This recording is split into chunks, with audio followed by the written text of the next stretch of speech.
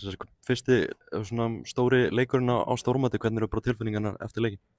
Um, já, bara ótrúlega mikill heiður að fá að spila fyrir Íslands hönd á stórmóti en aftur á móti ótrúlega svekkjandi. Þessi leikur spilaðist ekki alveg eins og við settum hann upp.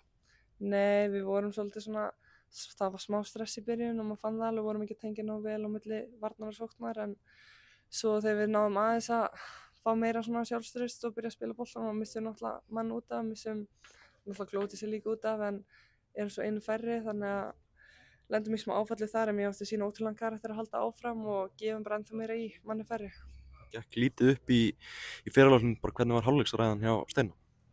Við vorum bara að fara yfir ákveðna þætti, þætti sem þurfti að breyta, eins og ég man ekkert núna hvað hann var að segja í hálfleik en já, fórum bara yfir klippur úr fyrri hálfleik og já, náttúrulega erfitt þegar maður situr ákveð upplegg en svo þarf að breyta því eftir nokkra mínútur í seinni hálfleik en við ásum bara að gera það vel.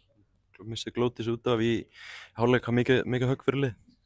Já, ótrúlega mikið högg, hún er náttúrulega bara einn af okkur besta leikmönnum og leiðtogi en það kom bara maður í mannstað, Guðrún stóð sig ótrúlega vel. Já, bara kom vel inn, já.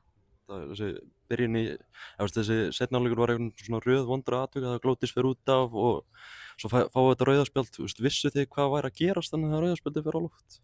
Ég hafði ekki allavega hugmynd, ég var alltaf bara aftast á vellinum og vissi ekki hvort hún hafi sagt eitthvað eða hvort þetta hafi verið tækling en já, dómarinn tók þessi ákvörðun, við vitum ekki ennþá hvort hún sé rétt eða röng en það bara, við verðum að lifa með því.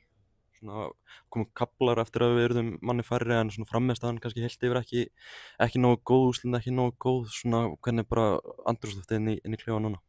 Við erum bara að fara að vinna næstu 2 og fara upp röðin. Það er alveg ennþá bara skýrt markmið á þegar við trúum á því. 100%, já. Takk fyrir þetta, Sara, og gangu vel. Takk fyrir.